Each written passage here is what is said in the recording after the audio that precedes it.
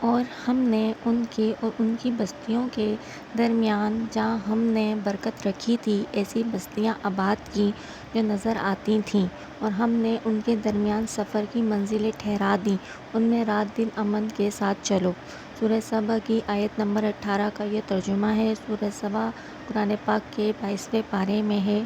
جیسے کہ سورہ سبا کی پہلی والی آیت جو آیت نمبر 17 تھی، اس میں ہم نے یہ پڑھا تھا، اس کا ترجمہ یہ تھا کہ ہم نے ان کی ناشکری کا بدلہ دیا، اور ایسا بدلہ ہم اسی کو دیتے ہیں جو ناشکرا ہو۔ بدلہ یہ تھا کہ سبا شہر کے لوگوں کو جو اللہ تعالیٰ نے نعمتیں دی تھیں، باغ دیے تھے اور پانی اور چشمے اور بے تحاشا امن و امان دیا تھا، انہوں نے ناشکری کی، انبیاء کو ٹھکرایا، اللہ تعالیٰ نے سیلاب کا عذاب ان کے لیے بھیجا اور ان کی ناشکری کا بدلہ اللہ تعالیٰ نے دیا۔ پھر اللہ تعالیٰ نے ان کی بستیوں کے درمیان میں ہی ایسی، جہاں اللہ تعالیٰ نے برکت رکھی تھی، سبا شہر میں اللہ تعالیٰ نے برکت رکھی تھی، وہاں اللہ تعالیٰ نے اور بستیاں آباد کر دیں، اور ان کے درمیان میں اللہ تعالیٰ نے درمیان میں سفر کی منزلیں ٹھہرا دی، ان میں رات دن امن کے ساتھ چلو، یہ اللہ تعالیٰ کہہ رہے ہیں۔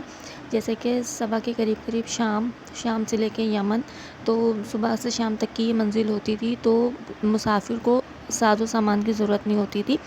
اتنا امن تھا اور اتنی نعمتیں برکتیں تھیں کہ ہر چیز توشہ اور پانی سب کچھ میسر ہوتا تھا۔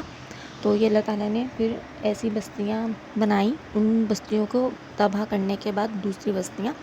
جہاں امن و امان کا اللہ تعالیٰ خود ذکر کر رہے ہیں کہ یہاں دن میں رات میں امن کے ساتھ چلو۔ سورہ سبا کی آیت نمبر 18 کا ترجمہ تھا، اور سورہ سبا 22ویں پارے میں ہے قرآن پاک کے۔